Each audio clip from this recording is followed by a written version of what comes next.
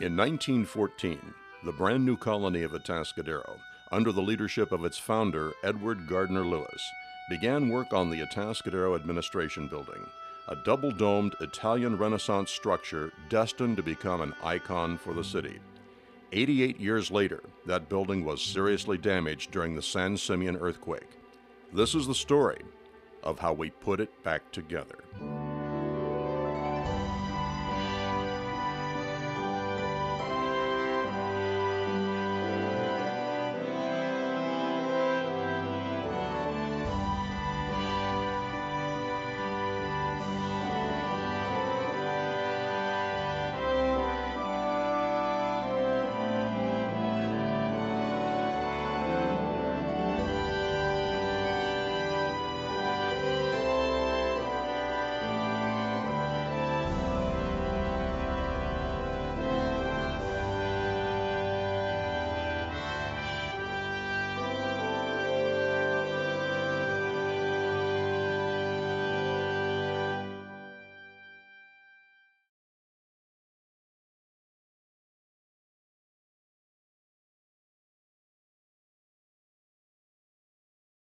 And was truly amazed by the quality of the workmanship that went into it.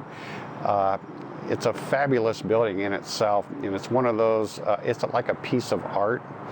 When you're on the outside, you almost have to stop and really take your time and look at all the detail that has gone into that building. And the same has been transformed into the inside of the building with the renovation that we've done. With all of the photos from the Historical Society and what have you, it's almost on the quality of a museum, and with the paintings of the Rotunda building, it's quite a building. The dramatic domed presence of the Atascadero Administration Building has been impressive since the beginning of the city. Reminiscent of Italian Renaissance and inspired by the architecture displayed at the 1904 Exposition in St. Louis, Missouri, the building holds a secret. There are actually two rotundas, one set above the other, the apex of each some 40 feet above the floor. Each will require a certain amount of acrobatics to repair. It's a trek getting up there. There's a ladder, and they're all safed off up there, but it's quite a climb, getting up there and working.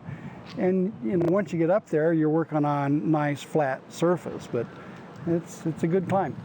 Up there, the structure is a little different. We removed all the interior finishes, and for lateral support, we installed it's carbon reinforced fiber. It's basically, it looks like sheet fiberglass, and it looks like installing wallpaper on a wall.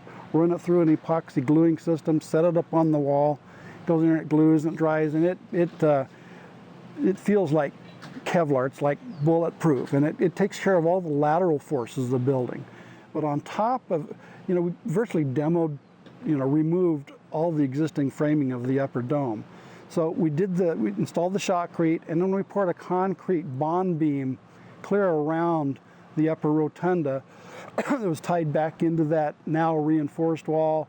We installed new steel plates into that, and we installed additional steel from that bond beam into the existing steel to provide new support structure, and then rebuilt the dome. As complex as the upper dome repairs were, the lower dome presented its share of challenges also, not the least of which was being suspended inside the building. The only thing you don't really know is how the puzzle went together. You understand the puzzle, but you don't know the system with which they installed it.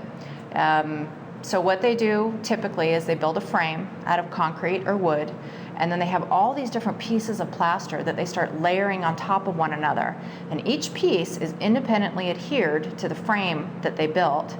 And the way they attach it is that they literally take either horsehair or burlap or just common materials of the time, soak it in plaster, wrap it around whatever the structure is, and also attach it in the back to those decorative pieces of plaster.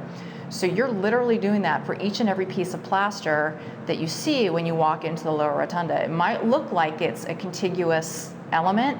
It's not. It's piece after piece after piece after piece attached to this concrete frame. And that's what most people don't recognize or understand. Sometimes there are copper ties in it that they would put that on, and then they'd start wrapping all the plaster encased burlap and horsehair. When they came up with a gap, they just shove it full of more burlap and horsehair, everything encased in plaster.